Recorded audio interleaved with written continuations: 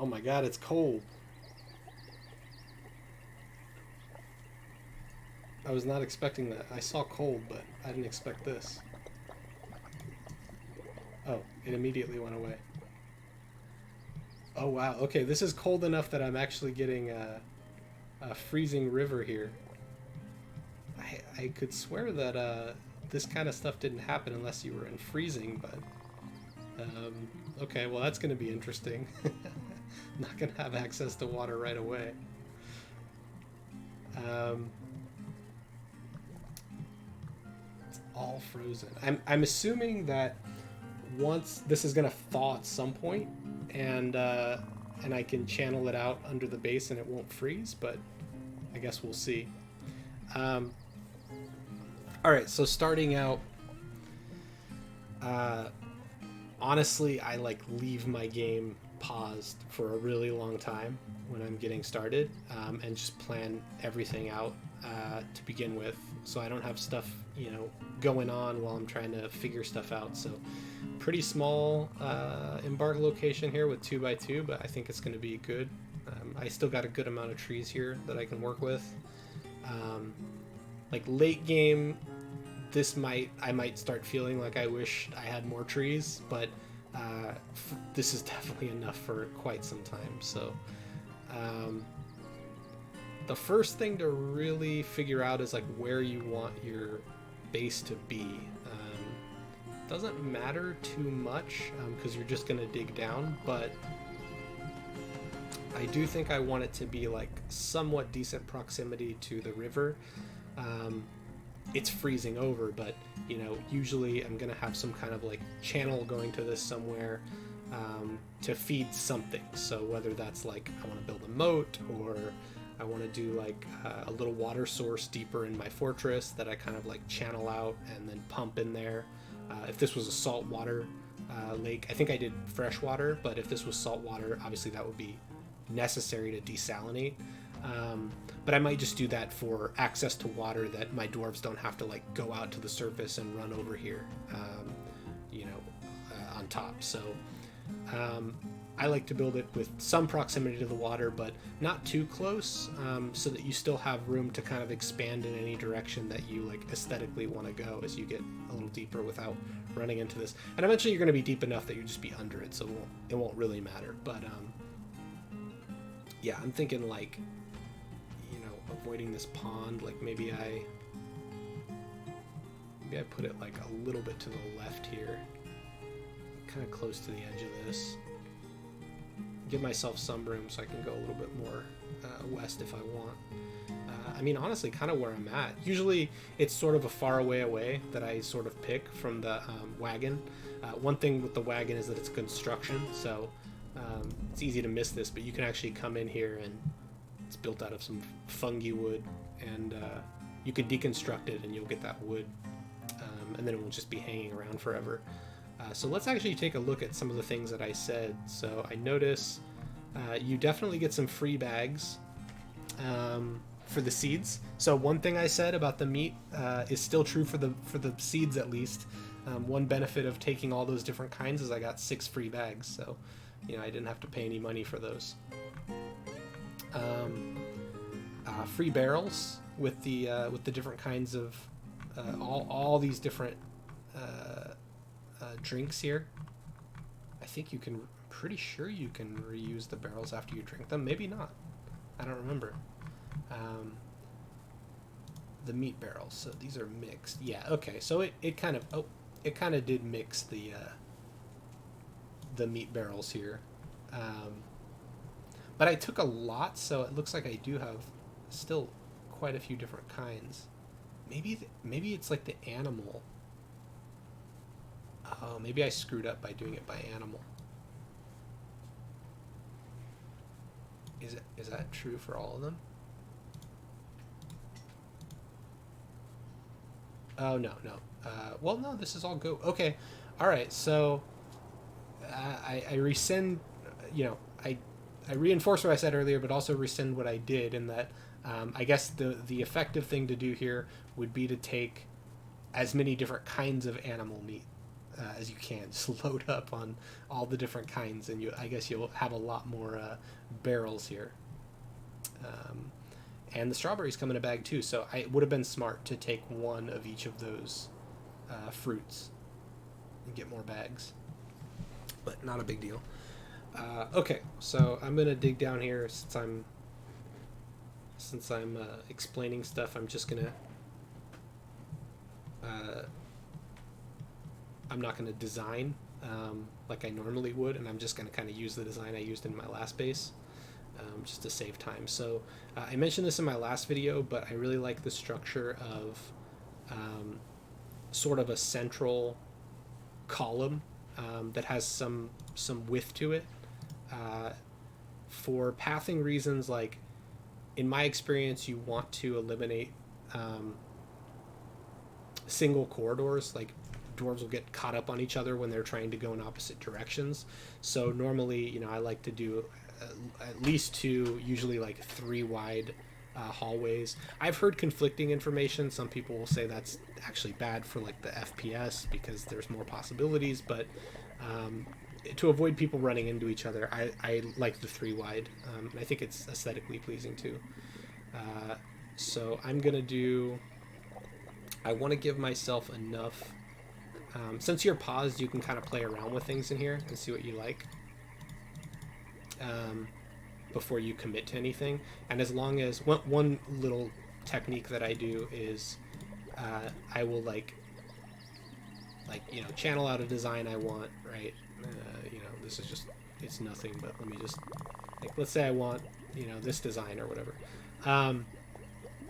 You can just leave this here for as long as you want until you've got some way to path to this. You know, it's kind of like a plan, right? So you can design more than you actually build. And you do want to avoid like having tons of layers planned that they can access, because then your miners will like go off doing, you know, they'll be busy forever. You really want them to focus on the things that are important for the early game. So you can kind of design, and then like, you know, like when you're ready to build this component, you know, you make a staircase to it, and then now they'll all dig down and they'll only do this one, and these ones will just kind of be left there. So that's one technique I sort of like. I gotta watch out for this. So I'm just gonna kind of mark where it's at with a space here, so I sort of know, like, to look out for that.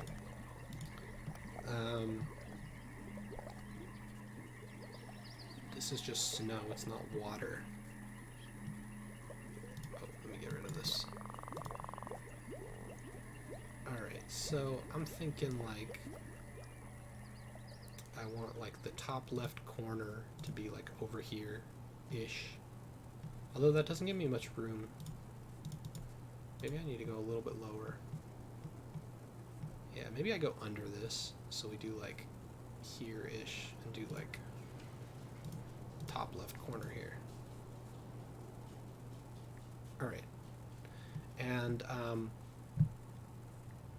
here's what I want is I want, when I get to my workshop layer, I'm not going to do my workshops at the very, very top layer. I'm going to do like farming at the top layer, but when I get to my workshop layer, I want workshops with a layer of free space around them, because workshops tend to be they tend to be 3x3, almost all of them are, and they have kind of like alternating passable and impassable tiles depending on the workshop. So like some tiles will be passable on only some of these external squares. So you typically want to avoid like designing something where there's only one entryway, right? Then you kind of like screw yourself. You put a workshop there that can't be passable by those tiles and like limit your access to it. So I like a design with workshops that can sit in the middle and have a space all around. The other benefit of that is when you're talking about efficiency later, like this gives you 5, 10, 16, it looks like, squares around it that you can just create a stockpile as like an input to this thing and have your dwarves bring them things that they need for inputs to this workshop as close as possible, which is definitely something worth doing when you're trying to just have them efficiently churn out output from this thing. So what I did in my last fortress was I did this kind of design where I had basically workshops in this pattern on the corners, and I really liked it. Whoops. And then I had like space in between, but like the important thing is this is kind of the design I had for my corner that I really liked. It gave me the option of later on when I needed more workshops, expanding into like kind of a cross pattern here on these, on all four corners, and giving myself more room. So I like that. So I'm gonna go with this again, and it's kind of up to me, I guess, how many. Kind of right on this cliff here, so I'm going to need to go down a little bit deeper. It's kind of up to me how big I want to make this center. I can't remember what kind of metric I used last time, but I do know that in the middle I had like enough for like a wall here, and then another room that was like 3 by 5. Yeah, so I think this is what I had before, is something that looked like that. Whoops.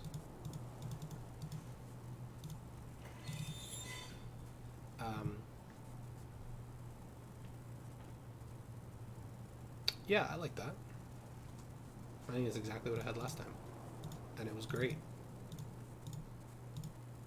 So let's go with that.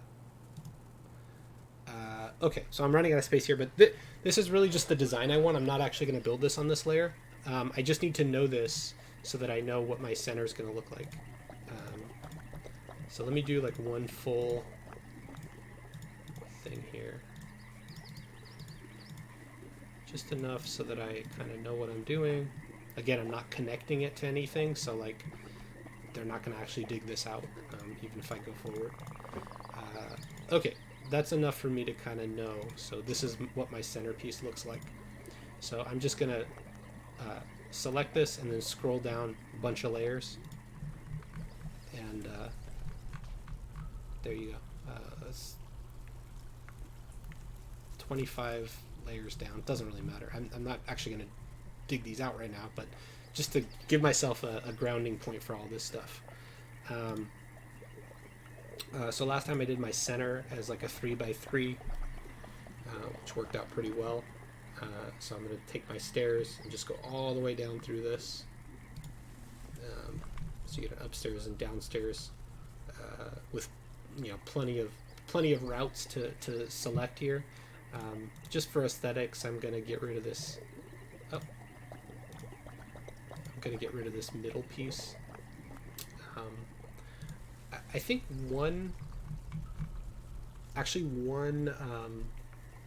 change I might make this time is I had an idea last time for doing a display piece in the middle, because sometimes when dwarves are walking around and they walk by something that's like really finely crafted or really expensive or something like that, like they'll get a positive thought by admiring it or whatever, right? Like admiring the art. So one idea that I had last fortress, which I might explore here, is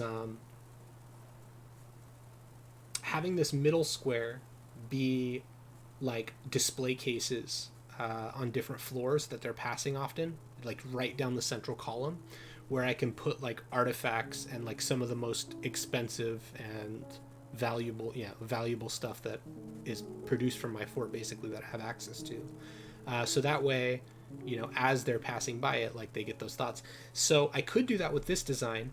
The problem is sometimes dwarves will steal them.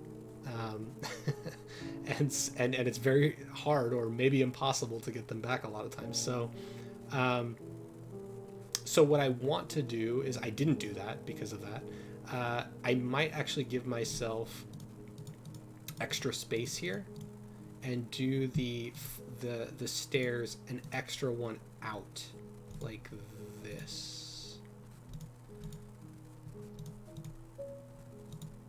Reason being, what I can now do is I can put a display case in the middle and then put like see-through, you know, bars or windows on these different parts here, like experiment with something like that. And I think they will still be able to see it through that, but they won't be able to steal it because there'll be constructions around. So this gives me a little bit less room for stockpiles in the middle here, but I'm going to set up a quantum stockpile thing to put things on single tiles for a lot of these goods, for a lot of these anyway. So I think I'm going to test this out. So just a small change from my last design here. And yeah, and for now, I'll just leave this entire center just blank. All right, and let's do stairs all the way down on all these.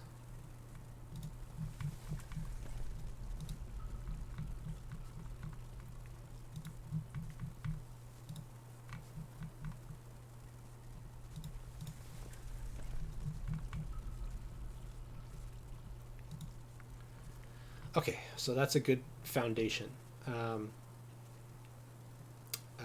So now I think I'm gonna remove this because I'm not actually gonna do this on this layer. If I remember right, this was like deep soil too, so I'm probably gonna have to go somewhat deep for this. So what I'll do is, first of all, I'm just gonna have them. The very, very first thing that I'm going to do, I should have done all the way down, is just do the staircase by itself. I just want to see and make sure that I can go this deep without trouble. You could potentially run into things down here, depending on what you roll. Usually with you know, I went 20 or 30 in my last and I didn't have any issues. I didn't hit anything. But I kind of want to just see if I'm going to have that issue right now. If you're new to the game and you have that problem, like you hit something scary down here that you don't want to deal with, you can just basically restart and embark on another zone really early. So it's like something you might want to do right away. So you have more space. But if not, then you know you're good to go. If I hit something, I would probably just try to deal with it, but that's something that you can do. All right, so now I don't have this connected to anything else. It's just the stairways. So I think I'm going to go ahead and connect this to the top.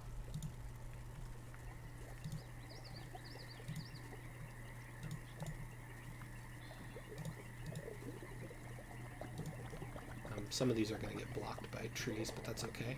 So that's what we'll do next. So that's what I'm going to do first, just for now. I'm just going to do a quick check, and then the very next thing is I'm going to set up some space for workshops and houses for my first 7. But, you know, that's okay for now. So let's go ahead and set the tree cutting designations. Early on, you probably want to be individually just picking the trees like right near your entrance to your fort, but later on you can do maybe like a more sweeping selection zone here. That's probably honestly going to be like enough wood for now. Each one of these is going to give you quite a bit. Like these are decent sized trees. They're all going to collapse and drop a bunch of wood. And then, you know, I'm kind of going in this little zone here. Let's also set up gathering as well, plant gathering in that zone. And this will just give you some extra, so you can see some of the stuff here you're going to be able to get for potentially more food or more growing opportunities, things like that. So is there anything else I want to do here? If you really want to get going quick, as soon as you get any material, so as soon as your first tree is chopped, where you hit your first stone or whatever, sometimes I will actually set up a temporary workshop zone for like a mason, stone crafter, and a wood carpentry station, so that you can basically get going on your earliest stuff, like the beds that you need to set up your bedrooms. Maybe a couple doors. You don't even really need doors. Just some really basic stuff so that you can get those initial things set up before you have the space dug out that you ultimately want your workshops in. And then you can just deconstruct them and reconstruct them down, just to make it really efficient. Okay, so usually I've talked for a long time, but I would usually even honestly take a little bit more time here to make sure I haven't forgotten anything, because these opening moments are so crucial just to get everything, for me, I just want to get everything going really efficiently. Alright, so I'm going to go ahead and let them go, and they'll start doing all that. And oh man, it feels good having this FPS after that game that I was on, and I was really struggling. And just pause often as you're going here. Make sure you're not missing anything unexpected is happening. Give yourself a pause after a few seconds here, and then check the citizen menu frequently, especially early on, and just see what's going on. Like, a lot of times with the designations, you might want to set up other designations.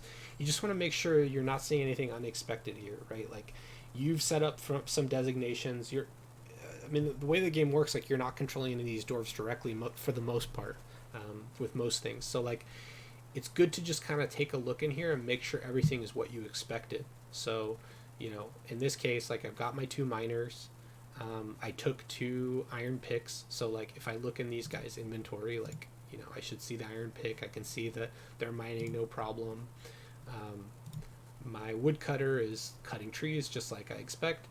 One thing I notice here is that I set up a designation for some gathering, but nobody's doing it. Now, I can't remember who I gave that to. The herbalist. So, oh no, he's a dabbling herbalist. Wait a minute. Hold on. I think it was the woodcutter. So I was going to say, like, after he's done cutting his trees, he's going to go to harvest those. So if I had given that to somebody else, I would expect them to be doing it. And honestly, like, since these guys have no jobs, there's no reason that they can't do it also. This guy's got fishing on, but the lakes are frozen. He's not going to be doing much fishing. So what I'm going to do is I'm going to come in here to this guy. Let's go to the laborers that has set up for you. It's got some setup ones here, but you can create, like, get as customized as you want with new work details here. So I'm just going to take fishing off of this guy. I don't want anybody fishing. Plant gatherers. I'm not going to add it to my woodcutter just yet because I want him to stay focused on cutting wood. But in the meantime, like, my other guys aren't doing anything. So why don't I just, for now, give this to the farmer, the planter, and the craftsdwarf, and the mason, who's apparently a dabbling herbalist as well. I guess all of them are dabbling herbalists. Okay. Alright, so now that I've done that, if I go back here and I unpause, I will expect that these guys will hopefully start gathering. No? You don't want to gather, eh? I'm not getting a cancellation notice. Is there a reason they're not gathering? Oh, I guess they just did it really quickly. The ones that I designated, I guess, just happened super quickly. Okay, yeah, so they're gathering. Yeah, they're just doing it really, really fast.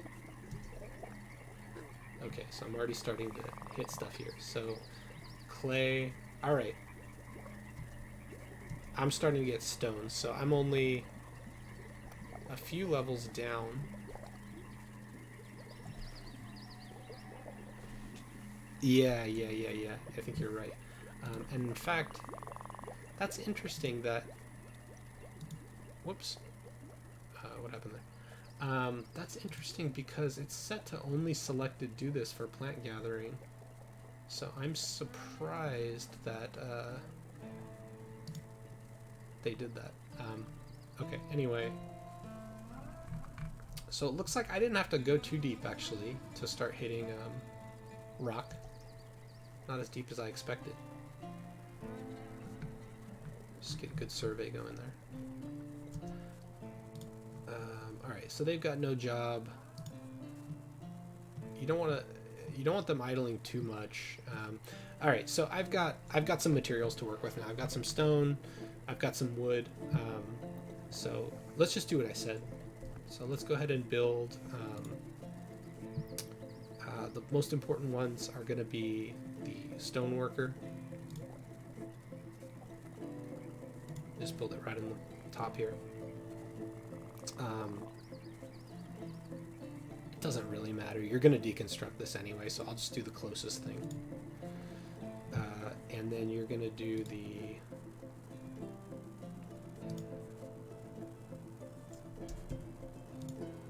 carpenter.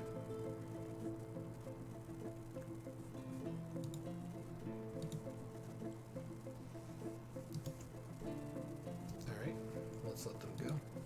Let's take a look here. So the mason and the farmer are constructing a building. Who did I set up as my...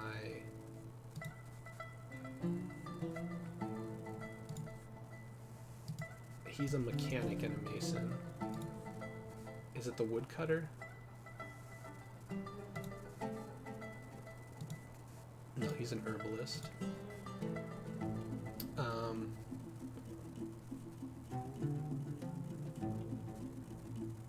Who the heck did I set up as my carpenter? Don't tell me I forgot a carpenter after all that talking. I think I forgot a carpenter. Okay, well, it doesn't matter too much. He's gonna learn quick.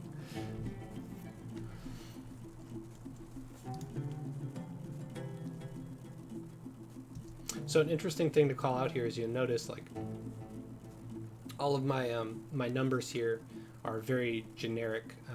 They're very general. So I've got like roughly 200 of some of these things, roughly 300, kind of just orders of magnitude. Eventually I can get these to be exact for everything, and that comes down to once I get nobles going here. It's showing me all the tooltips again. What you want is a bookkeeper with an office, basically, and they'll basically spend time getting the numbers to whatever precision that you want them. So it's definitely something I like to get set up somewhat soon, but definitely not now. Alright, have I gone all the way yet? Kind of waiting to see what happens at the bottom here. Alright, I'm getting alerts that things are collapsing as just trees, I think. Hopefully nobody got hurt from that. Oh, he did. This is some Valheim stuff right here. He got hit by a tree and got knocked unconscious. Is he okay? Was him geshood. Alright, well thankfully he's okay.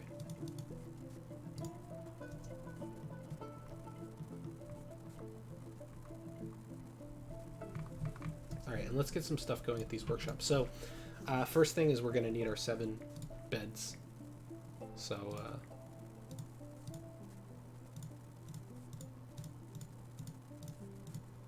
later there'll be more effective ways to do many different kinds of things that you want from these shops, but for now, you just build them like that. With the rock that I'm getting, the first stuff... What do I want? I want doors. You could do doors, the rocks. Could get an office set up with a table and chair. You can use stone to make most stuff. I think I'm just gonna do 7 doors. No, you know, I'm not gonna do rooms with doors, so I don't really need that.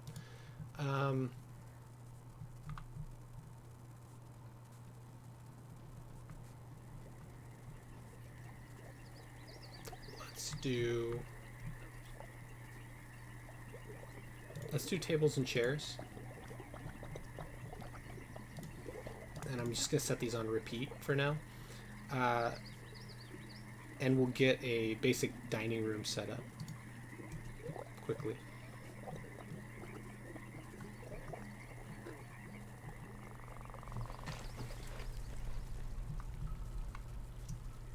And let's just check it to make sure everybody's doing what we expect. So the masons, why is the mason making the bed? Okay, so this is a problem.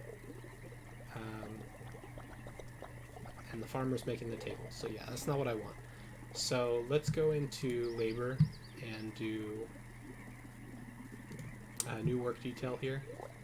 And I'm just going to put on carpentry for now on this one. And we'll call it carpentry.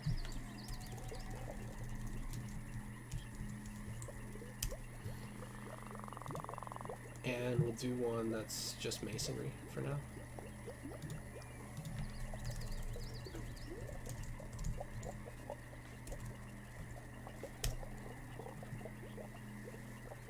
Alright, and we'll do, for now, we'll put these as only selected do this.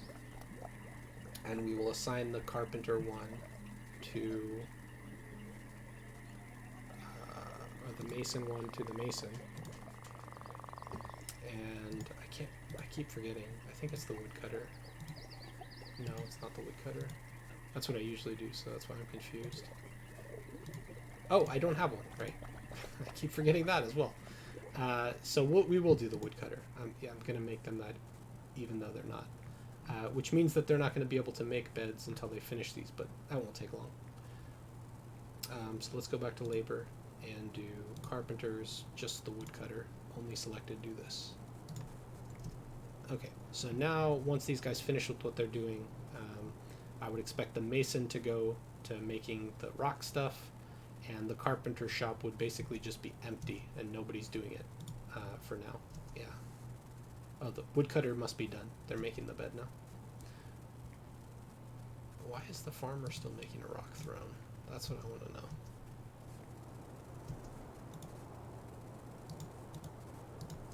Maybe they just hadn't finished yet with the one that they were making. So let them finish this one and make sure they don't start making another one. Get out of there and let the mason do it. There's one other way you can do this as well. No, he's not. Okay. So I don't know why that's happening. Feels like it should not be happening with what I've set up here. But I'm going to fix it. So I'm actually going to get rid of these. I'm just showing you one way that you can do this stuff here. This can kind of become a nuisance later when you set up these early game ones with these. It can kind of bite you once you start getting migrants and you got to micromanage it. So I'm actually going to delete both of these. And the other way that I'm going to do this instead is I'm going to go to these workshop and say the stoneworker can only be used. It can only be used by the mason. And the carpenter's workshop can only be used by the woodcutter and carpenter. And that should force it to be that way once this guy's done. So let's check. He's going to finish his rock table. He doesn't know what the hell he's doing. Which is why it's taking him so long.